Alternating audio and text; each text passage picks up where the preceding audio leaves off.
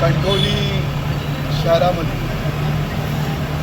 जे 1.5 ते 2.5 किलोमीटरचं उड्डाणपूल आहे, त्या उड्डाणपुलाच्या खाली कणकवली शहराला सुशोभीकरण करणं याबाबतचं काम त्या ठिकाणी हाती घेतलेलं आहे. पण त्याचबरोबर या सगळ्या भूमिकेमुळे अनेक प्रश्न त्या ठिकाणी निर्माण झाले. स्टॉल हटवसारखी मोहीम नगरपालिका प्रशासन, मुख्याधिकारी CO मॅडम गौरी पाटील यांच्या मार्फत, कर्मचाऱ्यांच्या मार्फत, सगळ्या प्रशासनाच्या मार्फत ही मोहीम त्या ठिकाणी राबवण्यात आली.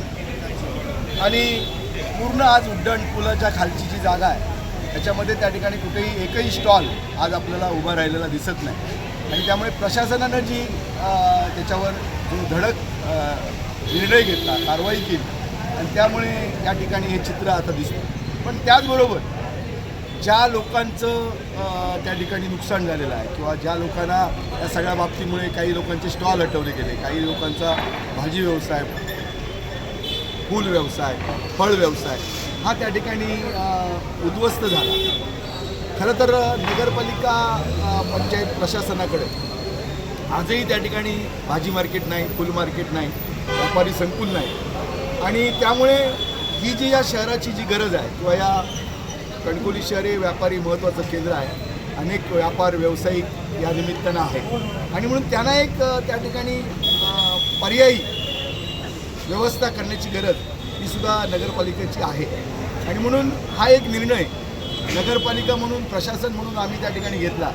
आणि तात्पुरती स्वरूपाची ही व्यवस्था या पिलरच्या खाली त्या ठिकाणी भाजी असेल, फुलं असेल, फळं असतील, पान असतील, विक्रेते असतील, नारळ विक्रेते असतील, अशा प्रकारची एक भाजी मंडई किंवा फूल मार्केट किंवा फळ मार्केट हे या निमित्तानं आम्ही त्या ठिकाणी उभारलेलं आहे.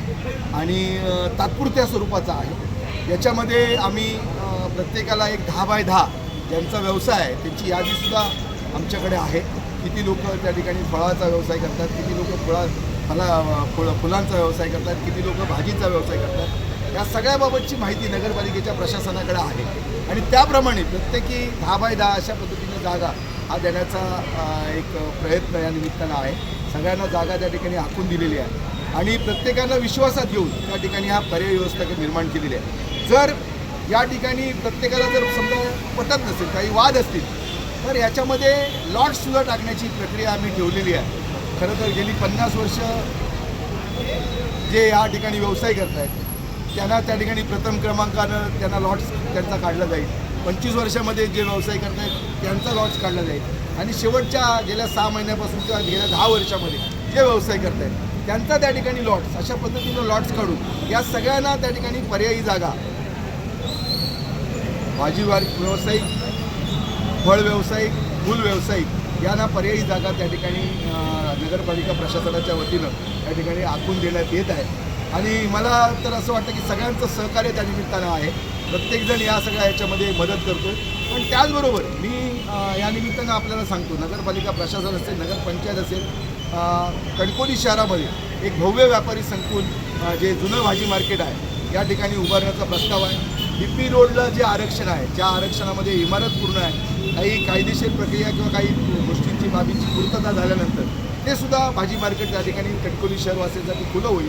आणि त्याचबरोबर आपल्या या समोरची जी जागा आहे याचा प्रस्तावसुद्धा आम्ही दिलेला आहे ST महामंडळाकडे, मंत्री महोदय श्री प्रताप सरनाईक साहेबांकडे. ही जरी जागा मिळाली म्हणजे पेट्रोल पंप ते गव्हाणकर यांच्यापर्यंत, तरी या ठिकाणी सुद्धा चांगलं भव्य मार्केट त्या ठिकाणी होऊ शकतं. आणि म्हणून हे 3 पर्याय कुठंतरी आमच्या समोर त्या निमित्तानं आहेत.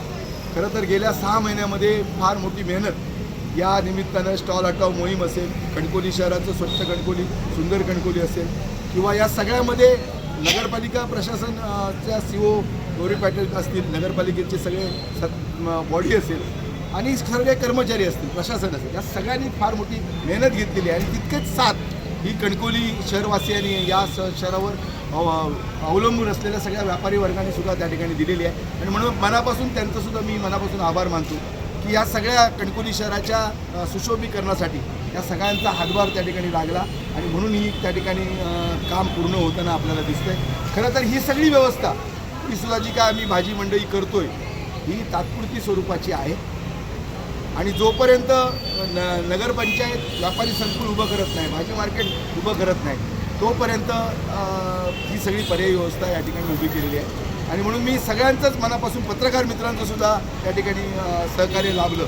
अनेक मोहिमा ज्यावेळी नगरपालिकेच्या प्रशासनाने राबवल्या त्याचं नेमकं महत्त्व काय, कशासाठी आपण करतोय याची सुद्धा भूमिका जनतेमध्ये मांडण्याचं काम आपण केलं. आणि तितकंच सगळ्याच जनतेनं, व्यापारी संघटनेनं, कणकवली शहरवासियानं, या जिल्हावासियांनी सुद्धा तितकाच पाठिंबा त्या ठिकाणी दिला. आणि म्हणून किती आता 10x10 असे एकूण किती गाड्या आपण इथे तयार करतायत? खरं तर प्रत्येक पिलरमध्ये 2 पिलरच्या अंतरमध्ये जवळजवळ 5,000पेक्षा अधिक स्क्वेअर फीट जागा ही त्या ठिकाणी आहे. आणि जवळजवळ 10-12 हजार स्क्वेअर फीटमध्ये जवळजवळ या पिलरपासून जवळजवळ त्या रिक्षा संघटनेच्या गणपतीच्या पिलरमध्ये जवळजवळ 2 ते 3 पिलरमध्ये या सगळ्या गोष्टींची पूर्तता होऊ शकते. खरं तर आमच्याकडे जेव्हा पहिली यादी आली ती जवळजवळ 23 व्यापाऱ्यांची होती आणि 23 व्यापाऱ्यांसाठी 10x10 जागा म्हणजे या ठिकाणी होऊ शकते. पण तरीसुद्धा काही स्थानिकांना प्राधान्य द्यावं, कणकवली शहरवासियांना त्या ठिकाणी प्राधान्य द्यावं, किंवा जे फळाचा व्यवसाय करणार, जे फुलाचा व्यवसाय करणार, जो भाजीचा व्यवसाय करणार, या व्यवसायामध्ये जर काही नवीन येणारे लोक असतील तर त्यांनासुद्धा त्याच्यामध्ये सामावून घेतलं जाईल. पण ही सगळी व्यवस्था ही तात्पुरती असेल, ही कायमस्वरूपी नाही. फळ, फुलं, भाजी विक्रेत्यांसोबतच अन्य काही जे विक्रेते गेले काही वर्ष कणकवली शहरातल्या या फ्लायओव्हरखाली व्यवसाय करतायत, मात्र ते या नगरपंचायतने तुम्ही आता जे सांगितलं त्या निकषामध्ये बसत नाहीत.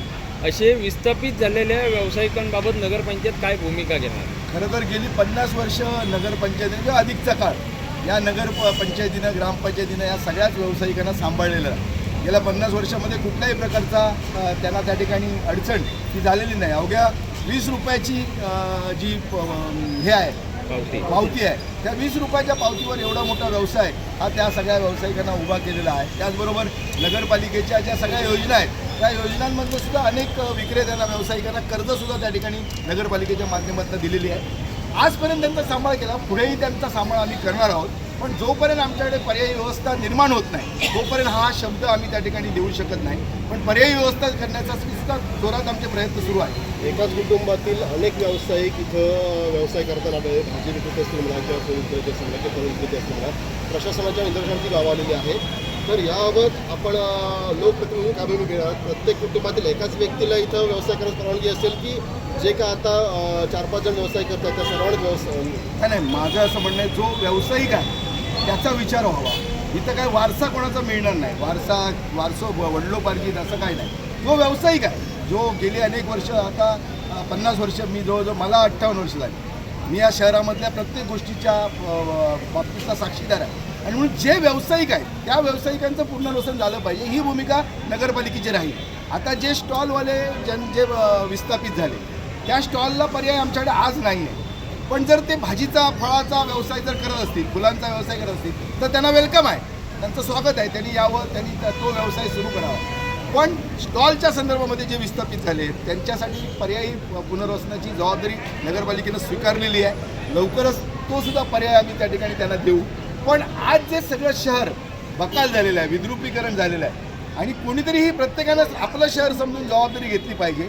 आणि म्हणून त्या ठिकाणी या शहराच्या विकासामध्ये, या शहराच्या सुशोभीकरणामध्ये, या शहराला स्वच्छ कणकवली, सुंदर कणकवली बनवण्यासाठी हा प्रत्येक नागरिकाचा किंवा या शहरावर जे अवलंबून जी जनता आहे या सगळ्यांचाच त्या ठिकाणी जबाबदारी आहे. नगरपालिका प्रशासनाची जबाबदारी आहे आणि जे काय आम्ही सगळे लोकनियुक्त नगरसेवक असू, नगरसेविका असू, जी काही बॉडी या ठिकाणी सत्तेमध्ये आलेली आहे, विरोधी पक्ष आहे, या सगळ्यांची जी जबाबदारी आहे आणि सगळ्यांनी मिळून सामायिकपणे ही भूमिका त्या ठिकाणी घेतलेली आहे. आणि म्हणून तितकंच सहकार्य या सगळ्या व्यावसायिकांनी दिलं, आपण पत्रकारांनी दिलं, या जनतेनं दिलं आणि म्हणूनच या ठिकाणी आज एक पर्यायी व्यवस्था या ठिकाणी उभी राहते. मी एवढंच सांगतो की जे विस्थापित झाले त्यांचं सुद्धा पुनर्वसन येत्या काही दिवसांमध्ये आम्ही करणार आहोत आणि तो प्रयत्न सुद्धा नगरपालिका प्रशासनाचा आणि नगरपंचायतीचा आहे.